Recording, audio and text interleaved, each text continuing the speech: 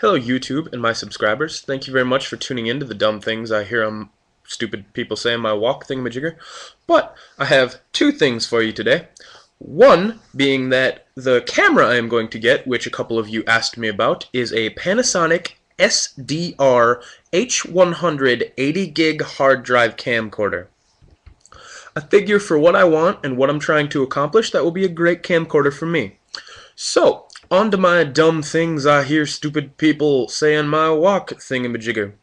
So, today I walked back into the electronics store where I had gotten the information about that camera so I could write down the price, because I didn't write that down before, and so that I could, finalize what I was talking with the guy about, and whether or not, he would suggest other things like tripods or extra camera memory space or like this weird optimization thingy I heard about online that allows you to take better pictures with your video camera if you want. But regardless, I heard my dumb story there today.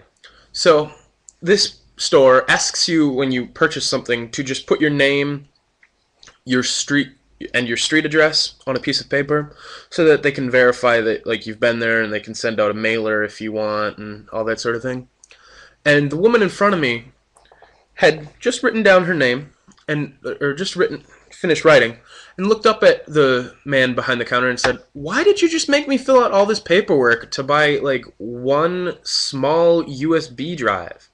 And he's like, "Ma'am, you only had to fill out your name and your street address." And she's like, "Yeah, but you made me fill out this whole thing." And he's like, you only had to write your name once and your street address once." She's like, "Well, then why did you give me this whole thing?" And he's like, "Ma'am, you only had to fill out your name one time and your street address one time. What happened?" And she's like, "Well, you gave me this whole sheet of paper, so I filled out my name in all the spaces where it said write your name, and I filled out my address in all the lines where it said fill out your address."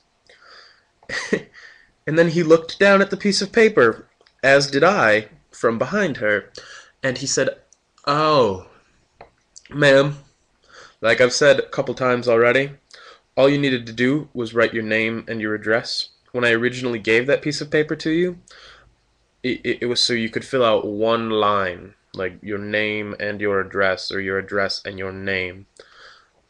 And she apologized profusely, took the piece of paper, shoved it in her purse, and said, "I don't think you ever saw that piece of paper before."